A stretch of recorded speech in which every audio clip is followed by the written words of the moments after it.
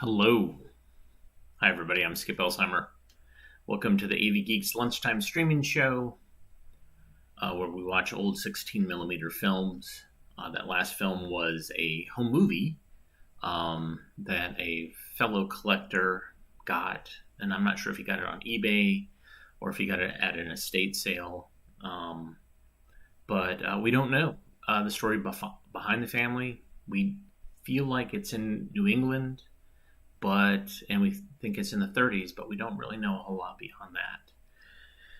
And that's one of the reasons that we try to tell people now, if they have home movies, try to invest in keeping them in the family so that we have context, and show them periodically so you can start sharing the stories and documenting your family and where things were and who people were and when it was and all that stuff. So that's my little soapbox.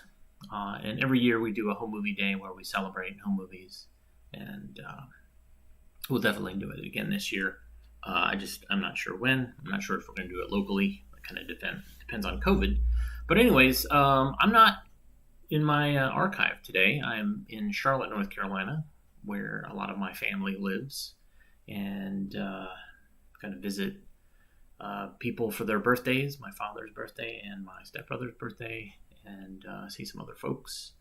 On the way here, we were driving down I-85, and we noticed a lot of emergency vehicles driving past us, and all the traffic came to a standstill.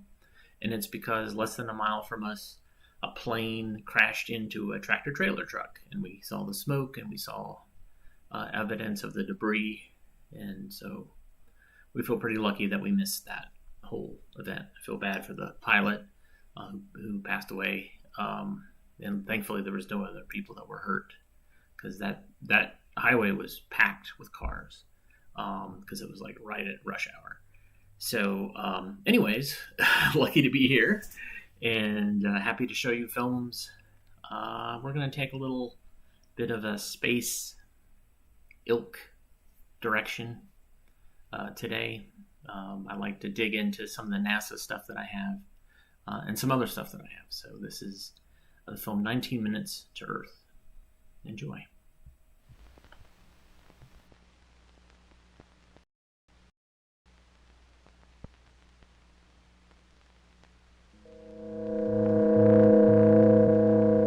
It was not just another day on the planet Mars. A spacecraft had successfully landed and was monitoring this unique planet. The information was transmitted, and it took 19 minutes to reach Earth.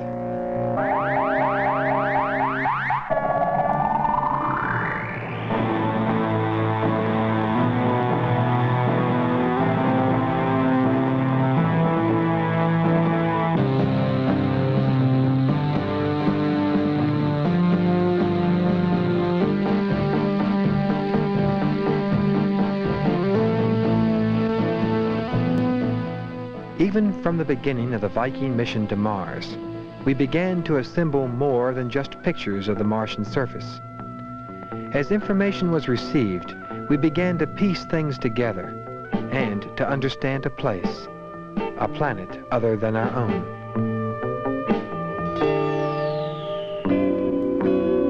As the planet was orbited, we began to understand Mars through a series of incredible photographs. Photographs that, when assembled, told of the planet's history. We found remarkable evidences of running water. Here are just a few of what appear to be dried-out riverbeds.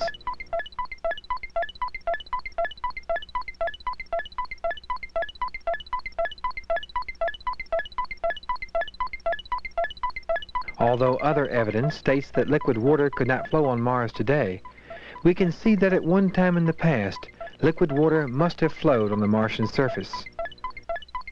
When did this take place? And was there life on Mars when these channels were filled with water? We now know where part of the Martian water is today, and that is in the permanent polar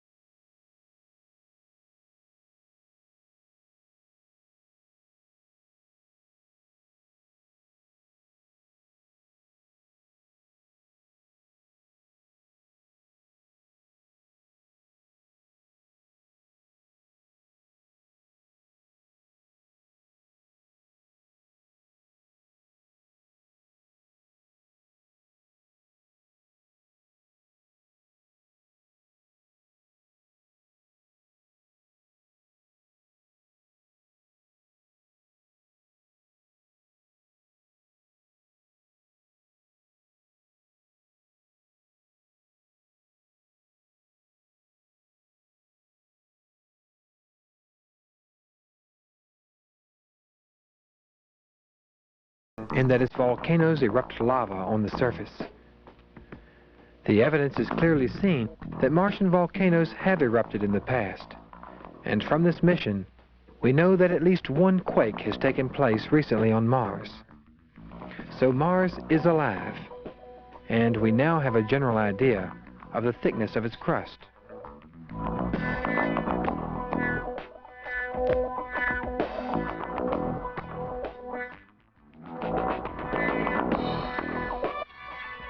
Further evidence of volcanic activity in the past is seen from the surface, where a variety of volcanic rocks are pitted with gas pockets and sharp or angular in appearance.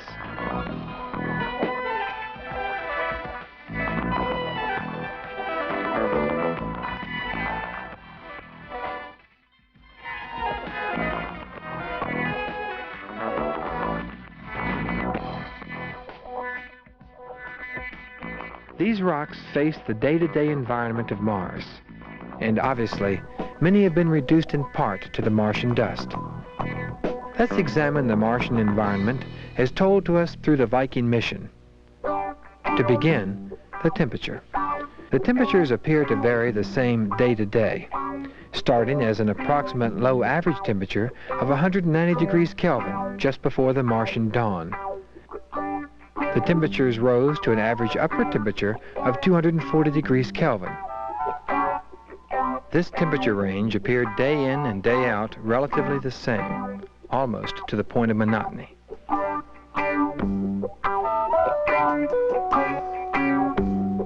Next, the atmosphere.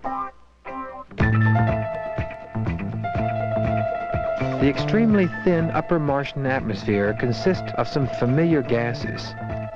The most abundant is carbon dioxide, a gas that we breathe out.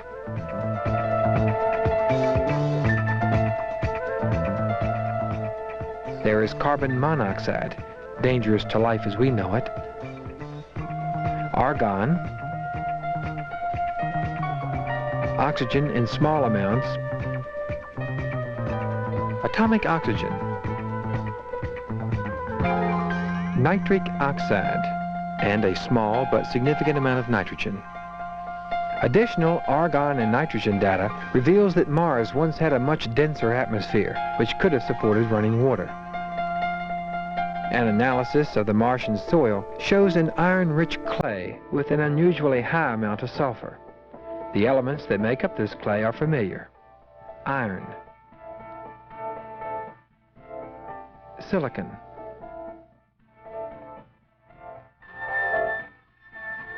magnesium, aluminum,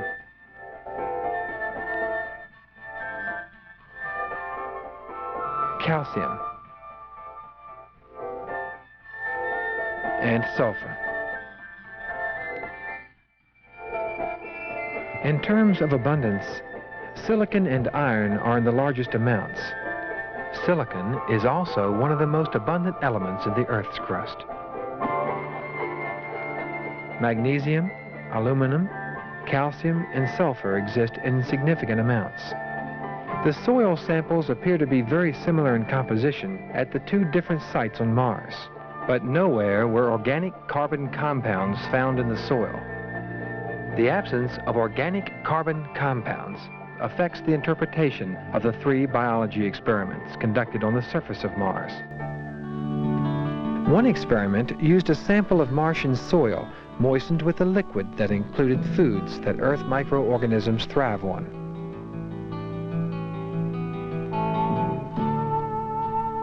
A sample of the Martian atmosphere was pumped into the chamber, and if there were microorganisms in the soil, the gases given off would later be detected, possibly indicating the presence of life.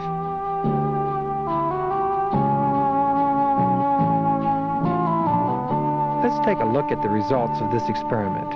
If there is life, the gases should vary over the days shown.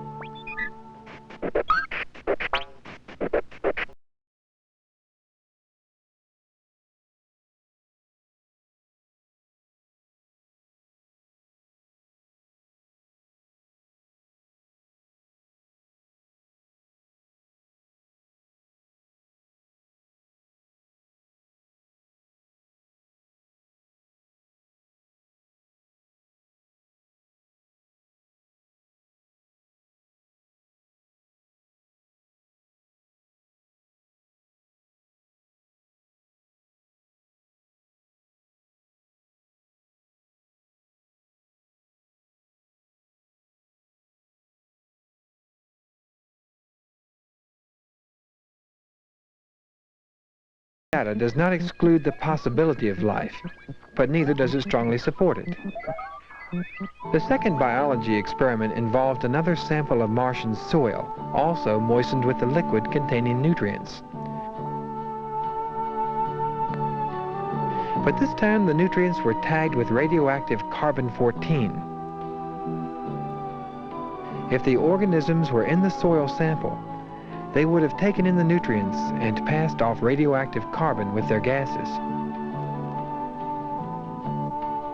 The gases, when analyzed, would have indicated the presence of life. Let's take a look at the results of this experiment. The soil samples behaved remarkably similar at both landing sites on Mars. Here is a graph of the results at one landing site, and here is the graph of the same experiment at the other landing site. The similarity is remarkable, showing a reliable experiment, and the immediate change from radioactive carbon dioxide to carbon monoxide strongly suggests the presence of life, although there are non-biologic explanations. Still, let's compare this experiment conducted on Antarctic soil to that on Martian soil. By itself, you can see this experiment could favor the presence of life. But remember the first experiment, no organic carbon compounds, and finally, our third experiment. In the third and final biology experiment, a sample of the soil was placed in a chamber where it received a small amount of moisture and an atmosphere of carbon dioxide gas tagged with radioactive carbon-14. Simulated Martian sunlight was introduced, and if plant-like organisms were present in the soil, they would capture the carbon-14. Later, the original carbon-14 gas was flushed out of the container, and the chamber was heated to over 1,000 degrees Fahrenheit. If there was carbon-14 in the soil sample, it would have been detected when released in the heating process. This would indicate plant-like organisms existing on Mars. Let's examine the results and see if life was indicated by this experiment. First, the data itself.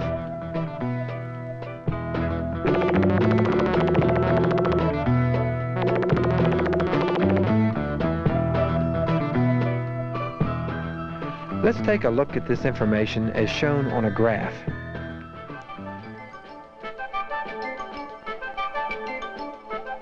From this information and supporting evidences, we cannot conclusively say that life is or is not present in the Martian soil. With certainty, if life does exist on Mars, it most likely is in relatively few numbers. One final discovery in the Martian mission dealt with its moons. An extremely close flyby of Phobos has given us information that could lead to invaluable data concerning the origin and evolution of the entire solar system. Are the Martian moons captured asteroids? And are they slowly being pulled apart by the Martian gravity? While this mission has answered many questions, it has raised still others.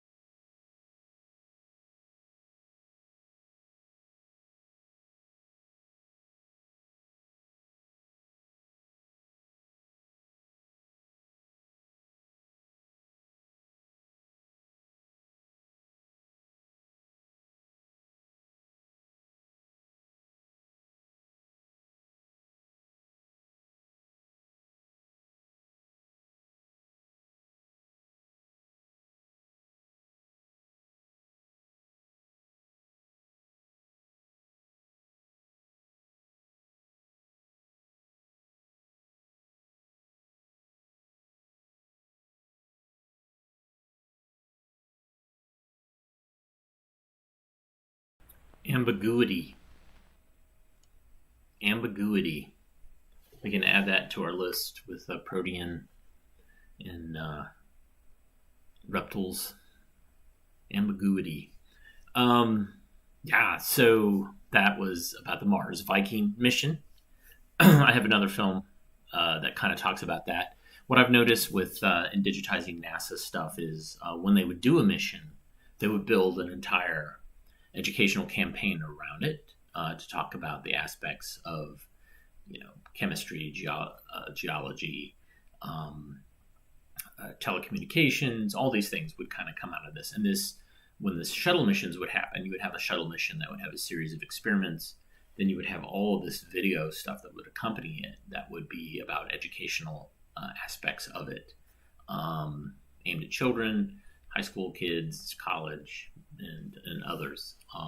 They would really, milk it for whatever they could because they spent a lot of money on it. And this was also public relations for what they were doing. So this next film, I'm not sure if this might have been made. I feel like this was made when Viking landed, but there's a lot of great animation in this. Also, the soundtrack on that last film was awesome. It was so good.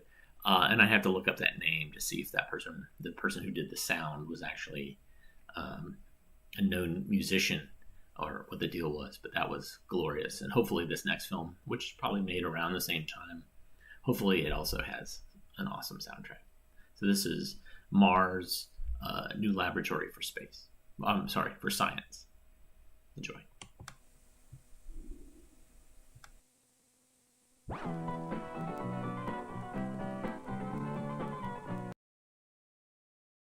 Geigy, research scientists create products which enrich the quality of our lives. Products to increase our food supply. Dyes and pigments which surround us with color. Pharmaceuticals to improve our health. Products which reaffirm the value of science to mankind. As part of its continuing program in support of science education, Ciba Geigy is pleased to present this issue of the Science Screen Report.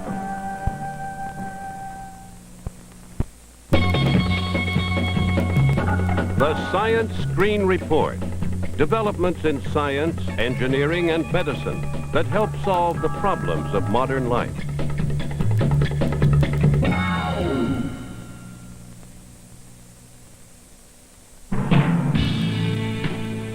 Since antiquity, people have speculated about Mars. Was it a world of colossal canals, advanced civilizations, mysterious aliens? Prolonged telescopic studies gathered few facts. Mars was half the size of Earth, had a 24-hour day, displayed seasonal feature changes, but otherwise remained a near total mystery.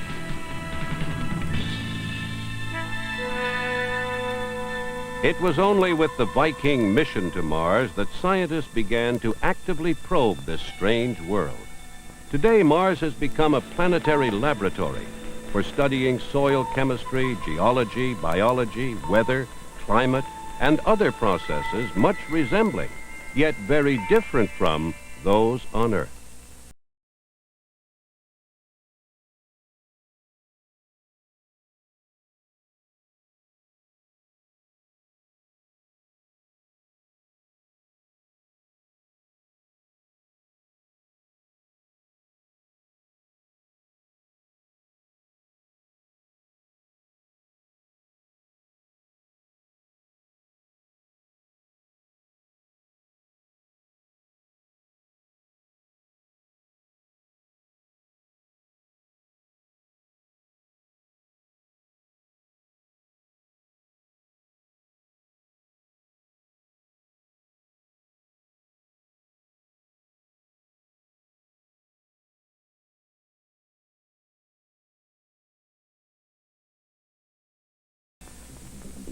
In 1975, 2 Viking spacecraft, each carrying a lander robot, went into orbit around Mars to study and probe the still mysterious world. Once in orbit, the Vikings were used for a detailed examination of possible landing zones. The final choice a flat expanse with few impact craters.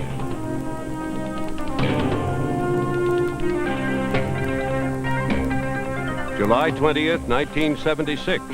Lander 1 separates and begins its descent. The robot, about the size of a large motorcycle, controls its own flight. Entering the thin carbon dioxide atmosphere, its instruments continuously analyze and telemeter to Earth data on the Martian environment. This film material of the first successful Mars landing was provided by the National Aeronautics and Space Agency. Seconds after landing, the Viking camera returns the first surface picture, the robot's footpad set firmly on another world. The second picture, a long panorama of the landing site, rocks and volcanic material to one side, sand and dune fields on the other.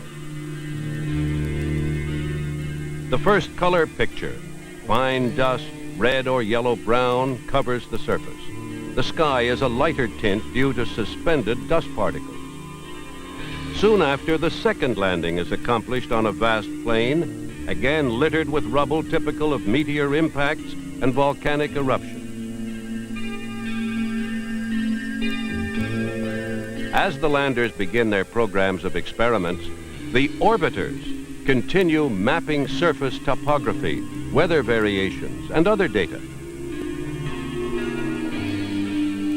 For several years now, the robots of the Viking mission have continued to gather data from the Martian environment. This planetary survey is scheduled to continue through 1990, providing a 15-year study of the planet Mars.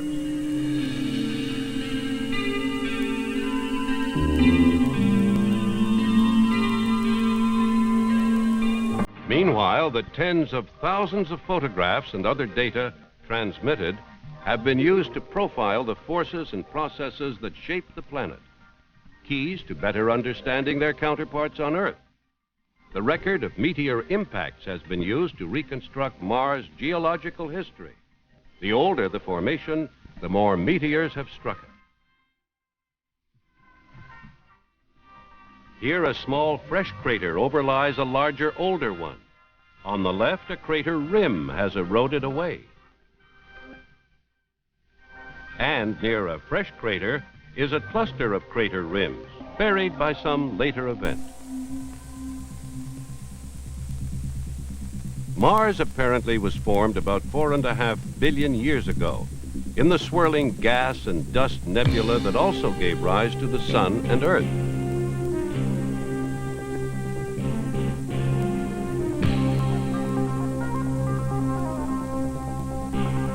In this process, heat was released. As one result, the heavier materials settled to the center, and the lighter substances rose to form a planetary crust. As elsewhere in the solar system, meteor bombardments then excavated craters and immense basins. Much of Mars' surface, like the Moon's, is still cratered. But elsewhere, volcanic action commenced, raising mountains. Lava flows built shield volcanoes. The greatest, Olympus Mons, is 27 kilometers high and 600 across, wide enough to cover the Hawaiian Islands. Crustal expansion led to faulting and rifting. One rift valley is 5,000 kilometers long, perhaps the start of continental drift on Mars. Mars' surface was also shaped by water. Experts believe that during the first billion years of Mars history, the atmosphere may have been warm and dense enough for rains to fall and rivers to flow. Channels formed by those primordial rainstorms were evident in several Viking photographs.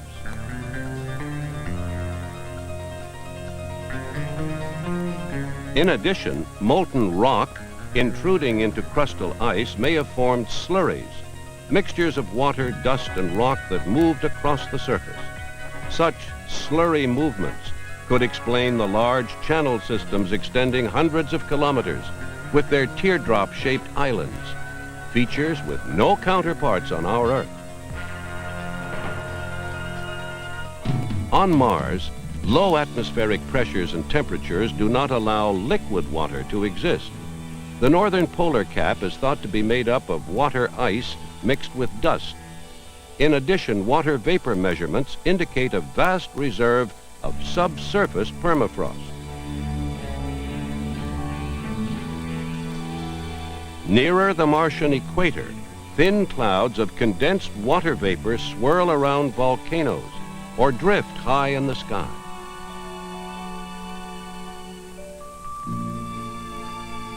While in canyons and valleys, a morning ice haze is recorded by the cameras in orbit.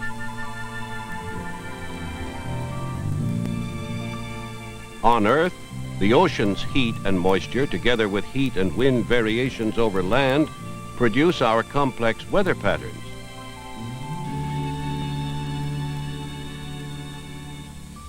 On Mars, because there are no water masses or cloud formations, there is little variation in the weather. Only in early summer does solar heating produce violent dust storms. Driven by hurricane-force winds, they may blanket the entire planet. Streaks associated with craters are due to winds, light streaks to dust deposits, dark ones, uncovered solid surface.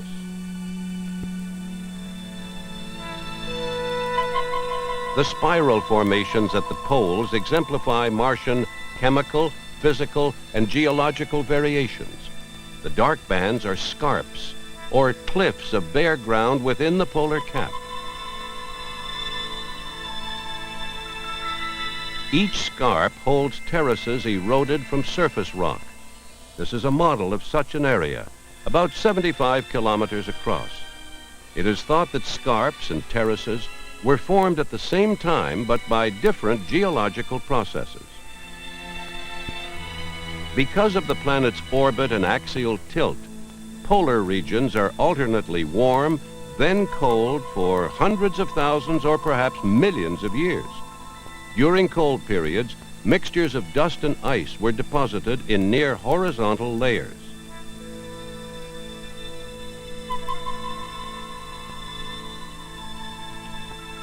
A period of warmer climate followed, and erosion processes set in, cutting deep valleys.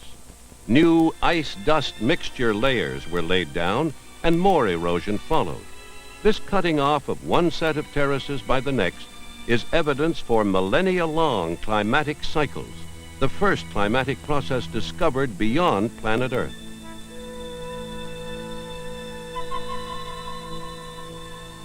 Questions about life on Mars have not been resolved. At the time life first developed on Earth, several billion years ago, the two planets were very similar, suggesting Martian life, as depicted here, might resemble Earth life. On Earth, life interacts with the environment. Most living organisms take in oxygen and release carbon dioxide, while photosynthetic plants take in carbon dioxide and release oxygen.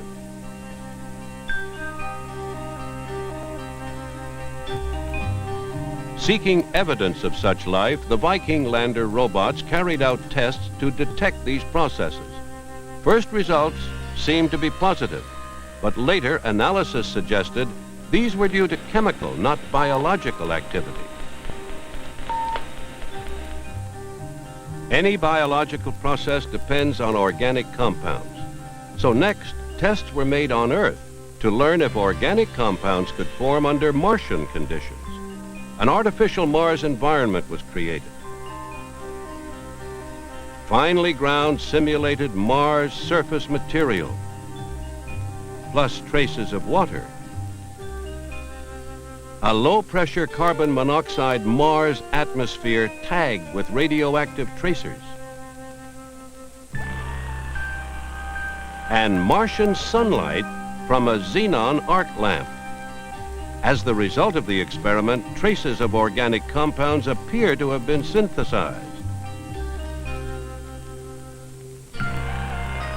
But Viking's instruments failed to detect organic compounds. This fact decreases the chances that life exists on Mars. Yet since only 3 tests were made at only 2 sites, experts still cannot rule out life on that planet. Meanwhile, research is underway to further investigate Viking soil chemistry results and their relationship to possible life on Mars. Extraterrestrial life is only one of the questions facing today's space scientists. They also probe the origin and evolution of the solar system, of our own planet, and of our own species.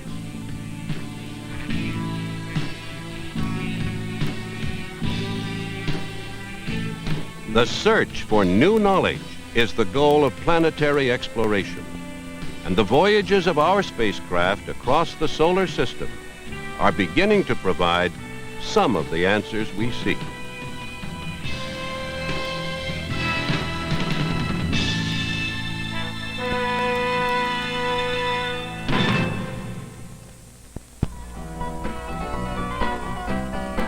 Science Screen Report has been produced by Ciba-Geigy Corporation with headquarters in Ardsley, New York, as part of its continuing program in support of science education.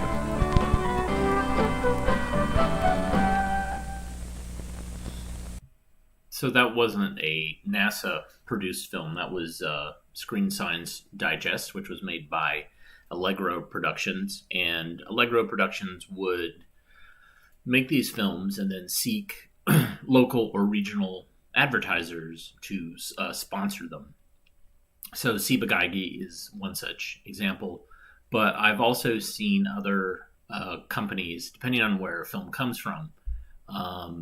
There was one from a power company in Virginia. I've seen ones for other technology companies. So it's kind of interesting. And they all have the same kind of layout, in that you have an ad before and you have an ad after. And then these are distributed to schools.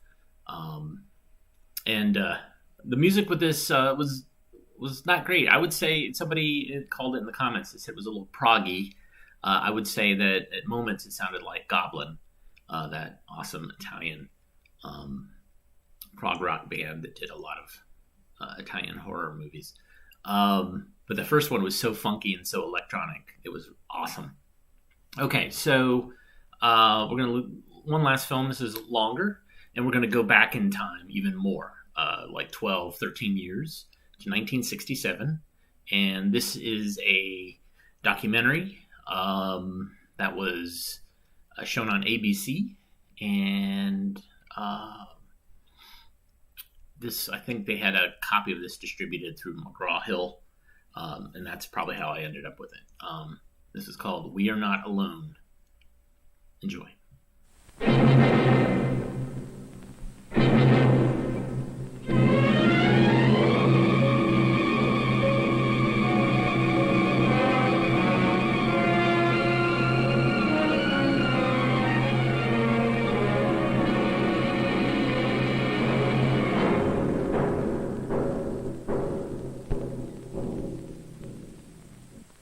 The fixed stars in our firmament have, through the ages, given man a feeling of security.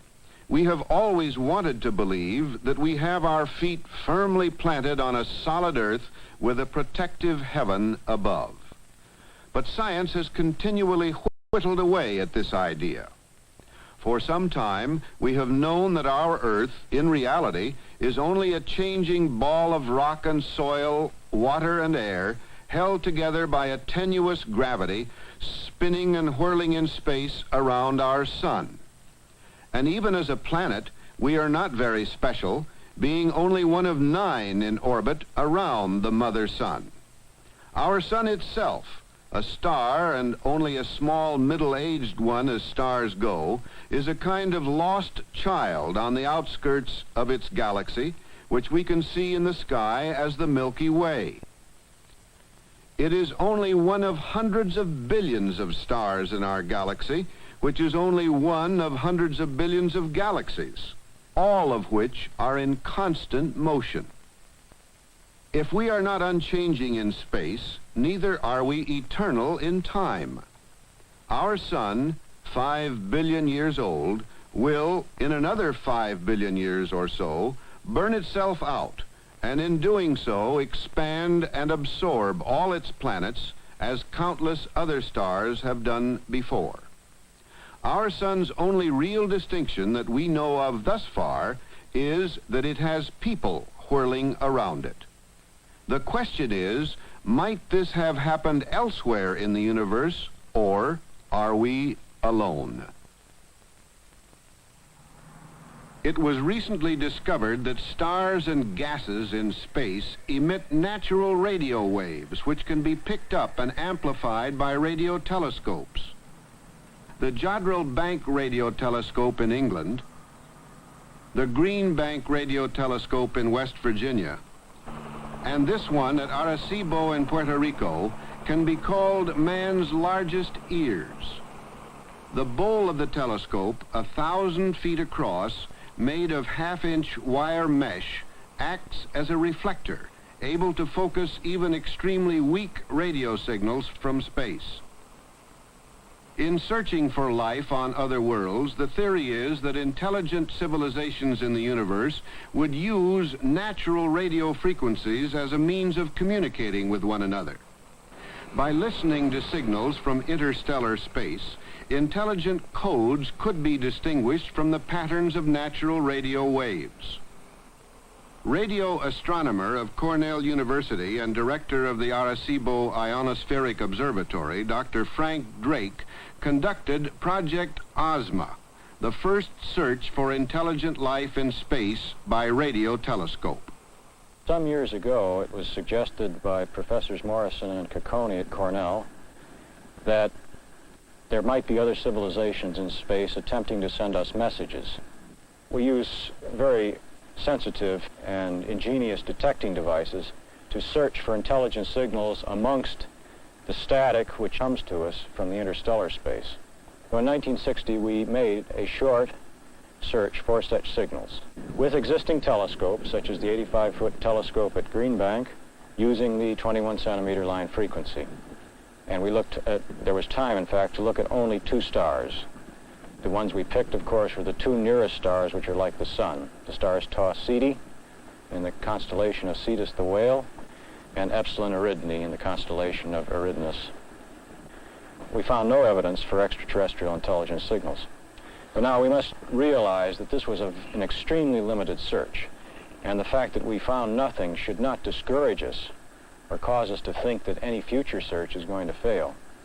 One can estimate that a search which has a good chance of succeeding will take perhaps 30 years. But if one is going to make a realistic search, this is what is required, and anything less than this is really not worth the effort because the chance of success is so small. Surely the results of the detection of extraterrestrial signals are going to be one of the most exciting things that ever happened. While some scientists in the discipline of astronomy press the search for intelligent life in the distant stellar regions beyond our solar system with the big ears and eyes of the radio and optical telescopes, some, perhaps more down-to-earth investigators, feel they would be making an historic discovery by a less ambitious find. These men are called exobiologists. They are looking for microbiologic forms of life lesser than intelligent man, and perhaps higher than the lowly virus, something between the organic molecule and the bacteria that might have evolved outside the Earth.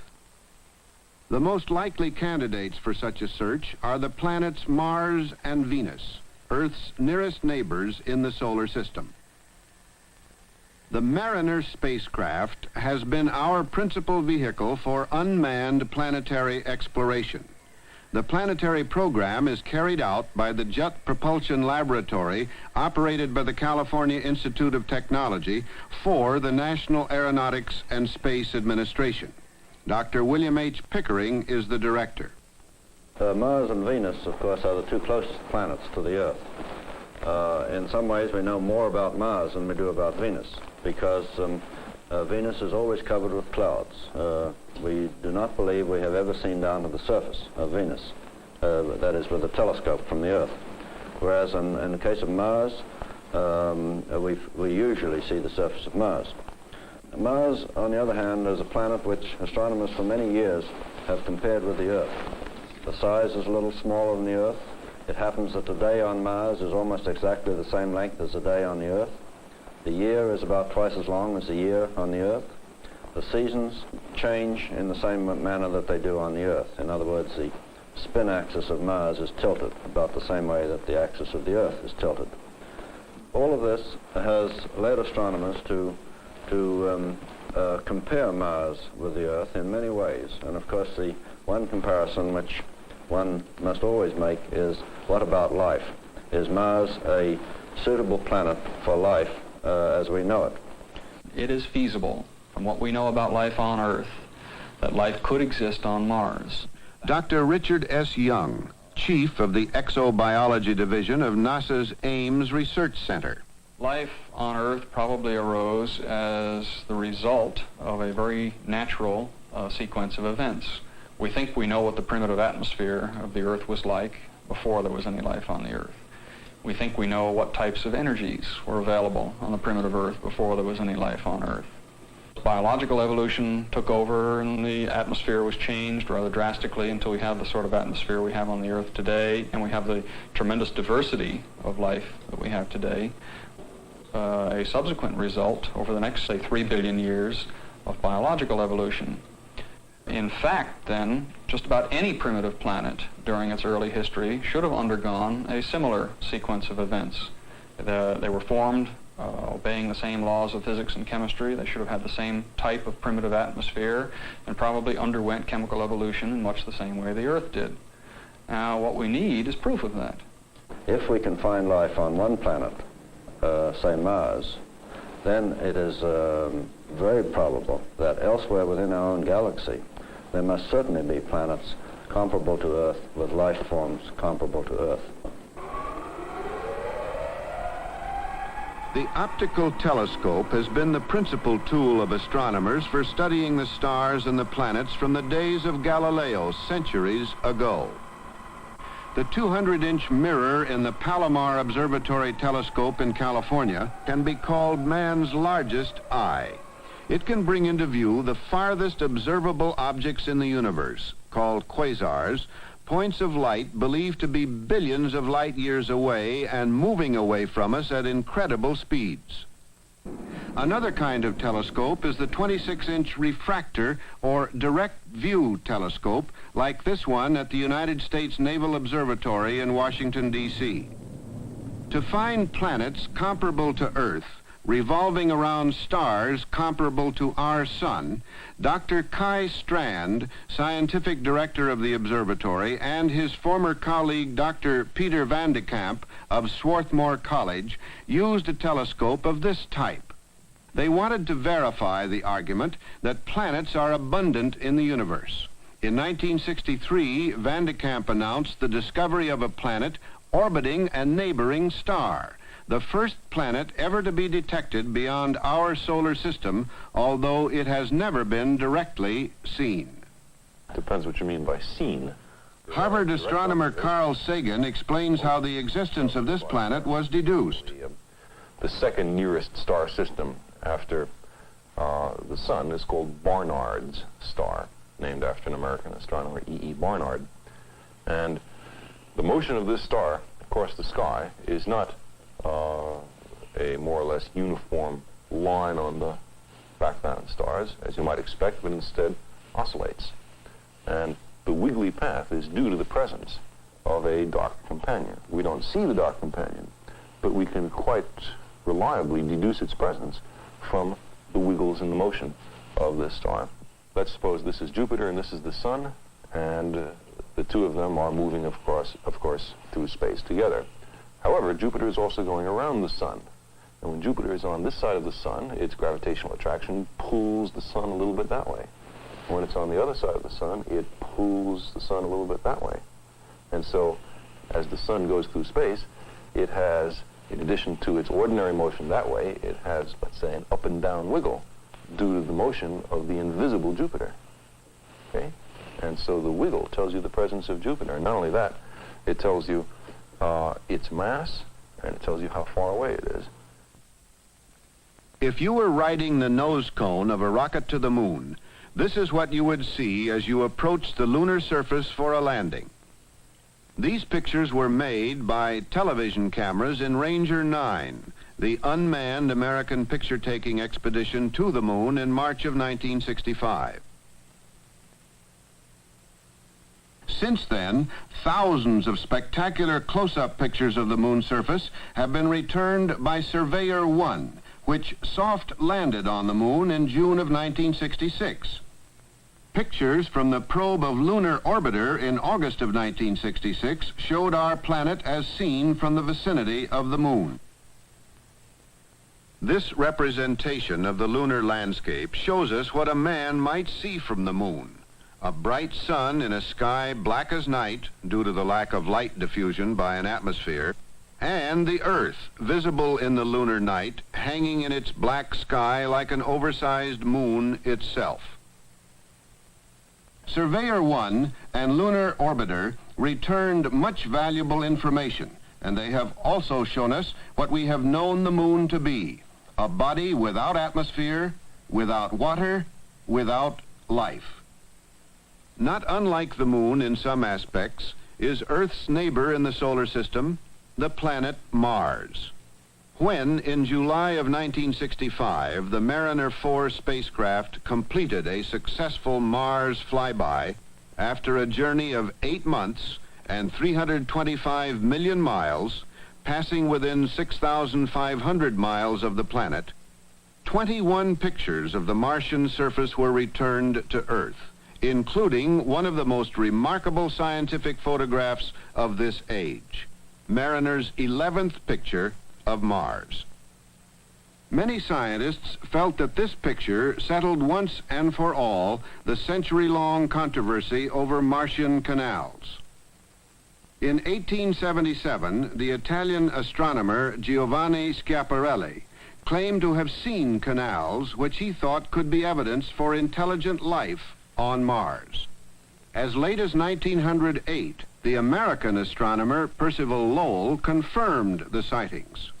The spacecraft Mariner was too far away in its flyby to be able to show decisively what exists on the Martian surface. But most scientists agree that if life does exist there, it will not be intelligent but of a very low order. Of course, the early astronomers saw canals, and they saw a lot of other things that... Dr. Richard Young of Ames Research Center. We no longer think canals are really exist on Mars. We think they're primarily optical illusions, and then aren't something that the Martians constructed to transport water from the pole to the equator and keep the deserts wet and all that sort of thing. Mars has, although it's a harsh environment by biological standards, Mars has an atmosphere. It has a very rare atmosphere. It's a smaller planet, has a lower gravitational field, and its atmosphere is probably something like 1/100th, or perhaps even closer to 1/1000th of the total pressure on the surface of the Earth. It also contains water. Life can't exist without water. But the fact that Mars has water is terribly significant. Now, unfortunately, from a biological point of view, the amount of water in the atmosphere of Mars is very slight. It's about 1/1000th of the amount that one would detect in the Earth's atmosphere with a similar observation. There are other features of Mars that we're reasonably familiar with. Astronomers have been observing it for something approaching 100 years now, and they've known that there are light areas and there are dark areas. The dark areas are assumed to be, or at least by the early astronomers, were assumed to be vegetation. The light areas were assumed to be desert. There are also pole caps on Mars, which have been shown to be water. However, although they're pretty extensive, the total amount of water in these pole caps is very slight. It's probably nothing more than a layer of frost. However, these pole caps do recede seasonally.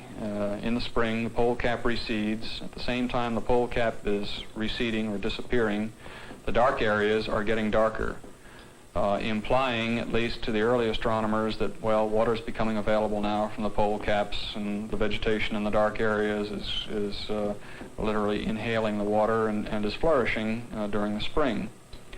We really simply don't know enough about the intimate detail of the surface of Mars to critically analyze any of these visual phenomena. All we can do is speculate about them.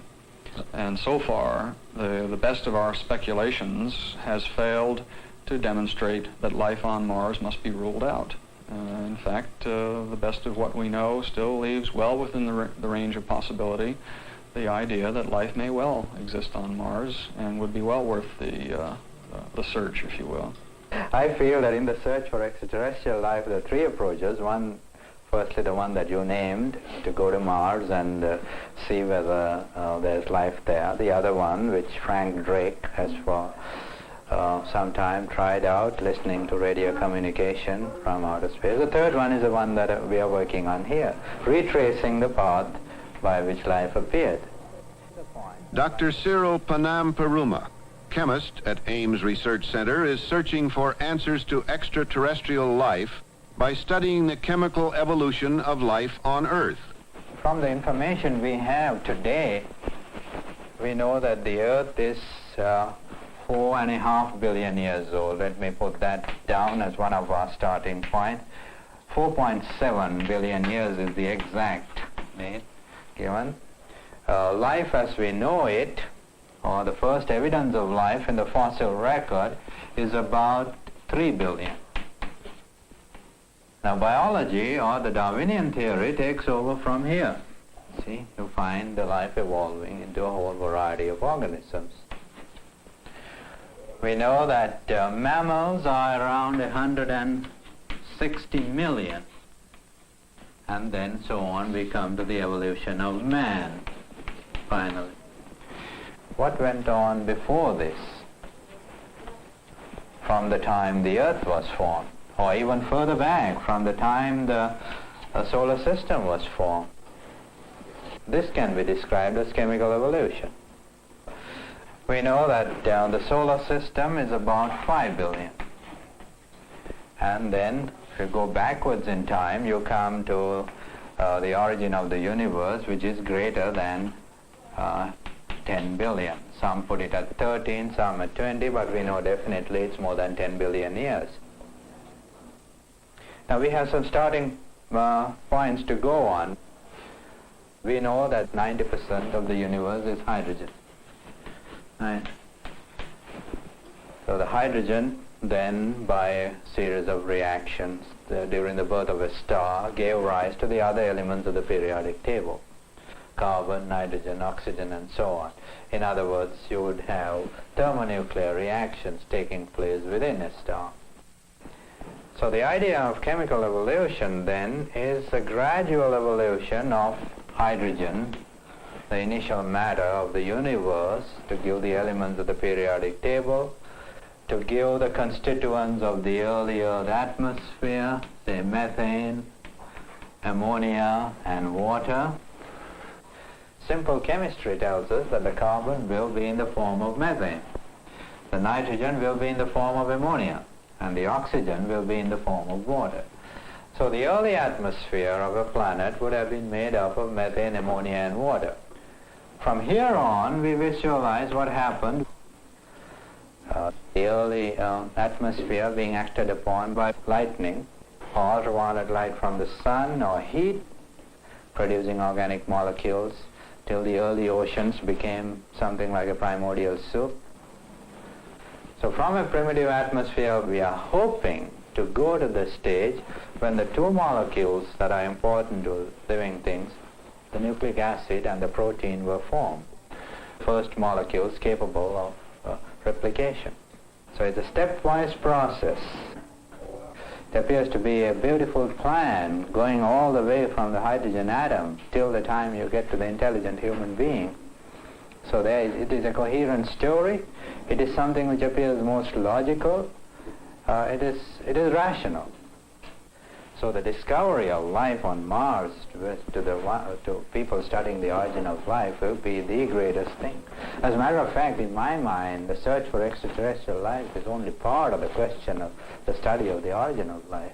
This is the scientifically broader question, origin of life in the universe. And going to Mars is a unique opportunity that we have, perhaps the one only opportunity that we have of showing this, because if there's life on Mars, and especially if we can show that its origin was different from the origin of life on Earth, or it was independent, then we'll have a very heartening answer to this question of uniqueness in life.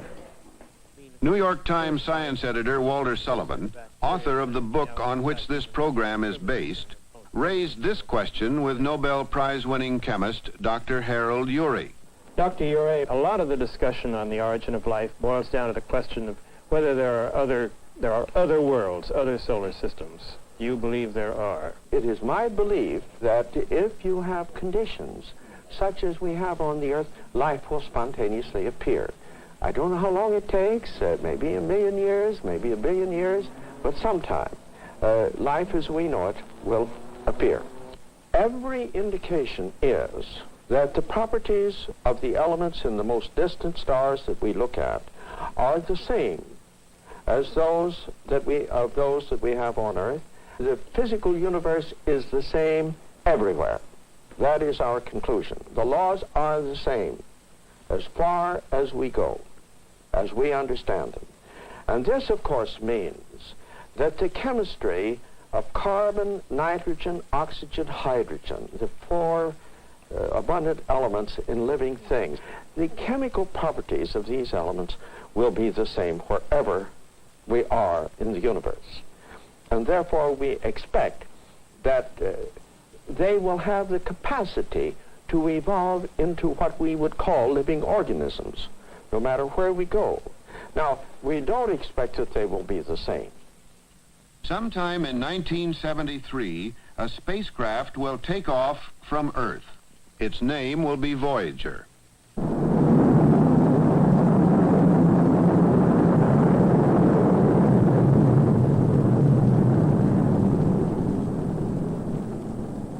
The Voyager, a new kind of space vehicle, will begin a trek to the planet Mars, the first of a series of missions that will eventually carry sophisticated life detection devices to the Martian surface.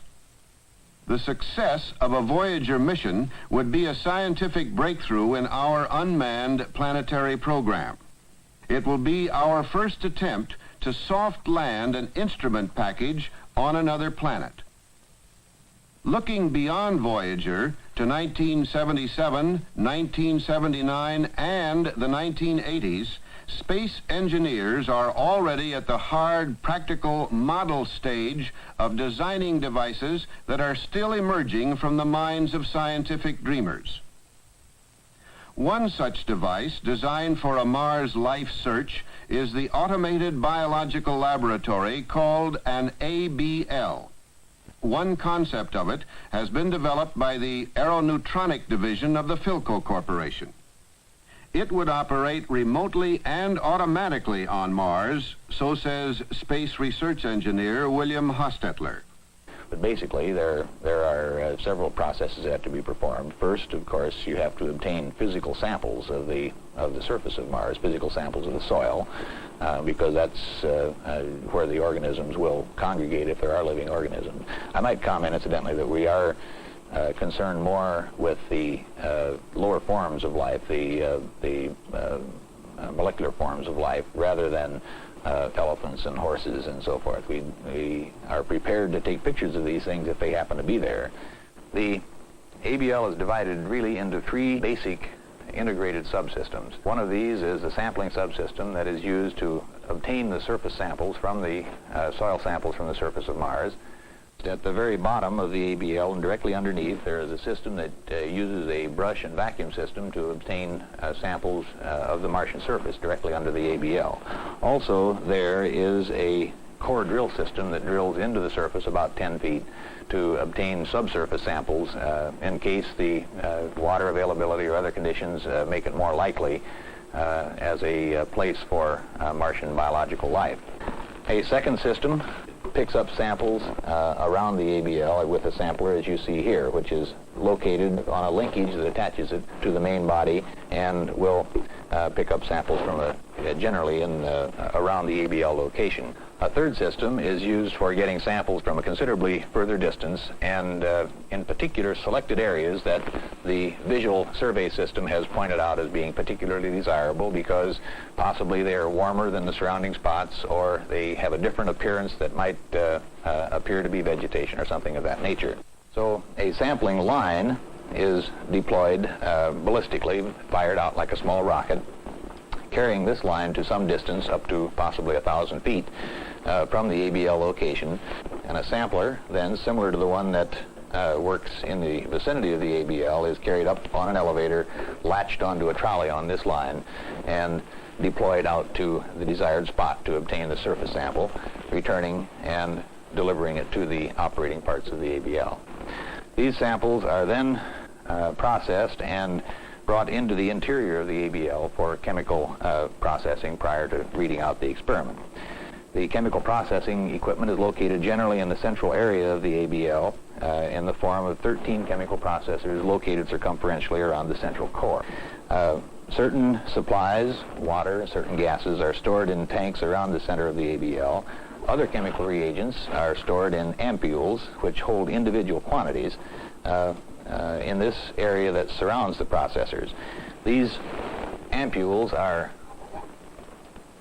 put into cartridges like this so that they feed to the outer end and can be picked up by the processing by the transport device, which internally then moves them to the proper location to conduct the chemical analysis. After the analysis is completed, the samples are then transferred to the instruments to read out the experiment results. The data from these are then processed internally and transmitted through the high-gain system back to Earth. If the scientific and engineering problems that must be solved to accomplish this feat are not overwhelming, the political obstacles may indeed be insurmountable. Congress will soon have to make the most important decision on space policy since President Kennedy first won approval to commit us to the space age. Mr. Walter Sullivan. What a wonderful planet is our world, and how far it may be to anything else like it. We have reason to believe there are other planets blessed with our advantages, a kindly, stable parent star, a well-placed orbit, a suitable atmosphere, dry continents for advanced life forms, great seas within which their primitive ancestors evolved. But the fragile green hue of life appears only here and there on our planet as seen from space. Its hold is tenuous. If inbred passions overcome reason, we can now render the planet uninhabitable. Is that the fate of all technological societies? It is up to us on this wonderful world of ours to prove that it is not so.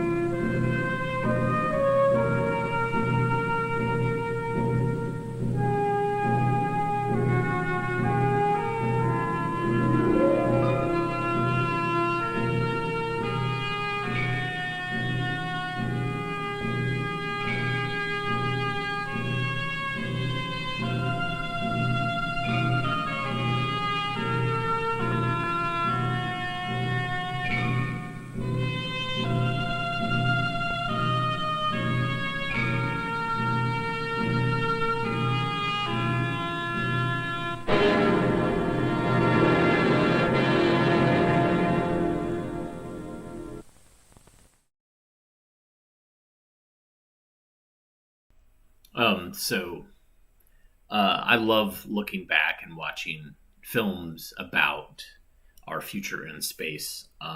It gives us a really good sense of where our heads were. Oops, turn that off. Had an alarm set to let me know when this film had ended in case I was doing the dishes or something.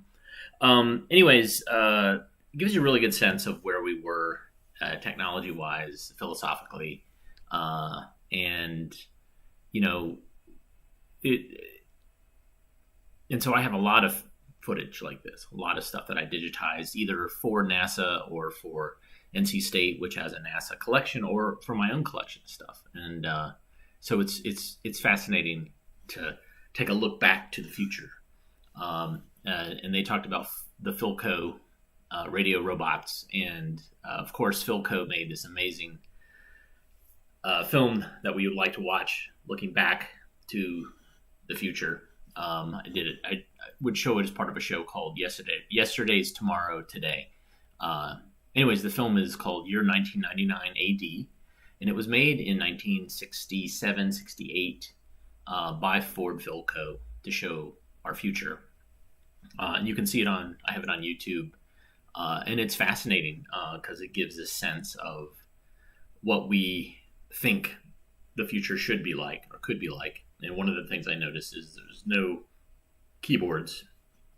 It's all very strange interfaces, and also a central computer, and also a very lonely existence in a giant house, and homeschooling. So it's interesting to see what they got right and what they got wrong.